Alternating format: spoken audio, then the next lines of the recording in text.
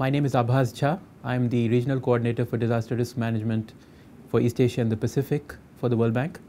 And I am the lead author of the Housing Reconstruction Handbook.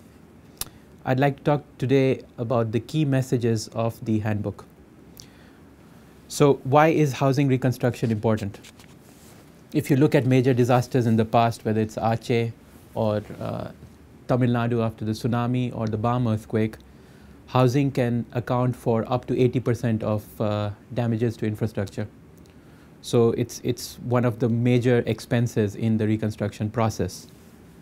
The second reason is that is social, that destroyed housing can destroy entire communities, the social fabric of the communities. And finally, there's a moral reason behind it, that housing is one of the basic human needs after food and water. So what is the Housing Handbook? This is very much a partnership with the World Bank and funded by the Global Facility for Disaster Reduction and Recovery, GFDRR. But we brought in a number of partners in this process, including the World Housing Encyclopedia, ADPC, the Asia Disaster Preparedness Center, the Shelter Center based in Geneva, Habitat for Humanity, and the Royal Institute of Chartered Surveyors. The handbook is a toolkit for policymakers and project managers who are involved in making the most difficult decisions that are made after a major disaster. These involved, for example, land use planning, construction technology, environmental social safeguards, and the financing of the reconstruction process. It draws on a very large body of experience that we have accumulated through major disasters in the past, including in Indonesia, in India, in Pakistan, in Colombia, Peru, and even the United States after Katrina. It's supported by a website, which is www.housingreconstruction.org, and I'd encourage everyone to visit that website. What are the key messages of the handbook? The handbook is 400 pages long, so there are many messages in it, but if I had to pick three, I would say the first is get a good damage assessment done and get it done right, and put in place a reconstruction policy early on. Now, the damage assessment, this is one of the critical elements in a successful housing reconstruction program.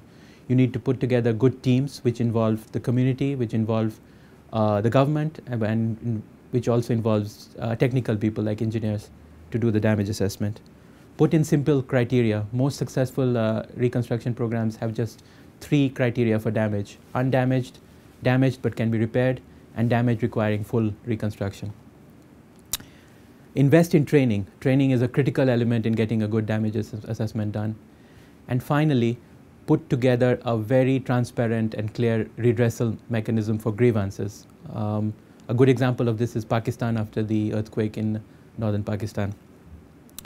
Second key message is institutions. Again, you see a whole variety of institutions ranging from BRR in Indonesia, the ERRA in Pakistan, and the GDMA in Gujarat after the earthquake. They can take a variety of forms, but I think there are certain key elements for successful institutions. One is a mandate.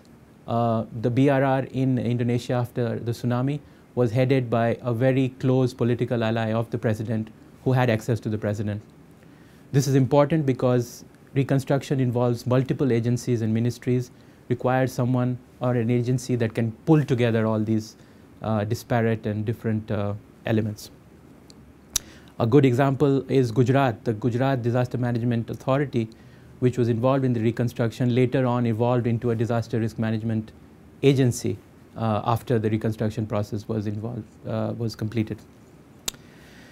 And final and third message is that there is a lot that governments can do before the disaster hits, investing in things like training and capacity building for masons, for engineers, for contractors, putting in place retainer contracts so that you can move quickly after a disaster hits. These are things that the governments can and should do before a disaster hits. So those are the 3 key messages. Finally, how can you help and how can you get involved? Sign up at the website www.housingreconstruction.org and start the dialogue, share materials. If you have any interesting experience in any interesting construction technology, let us know about it through the website. We want to develop training programs in countries using local languages, so let us know if you're interested.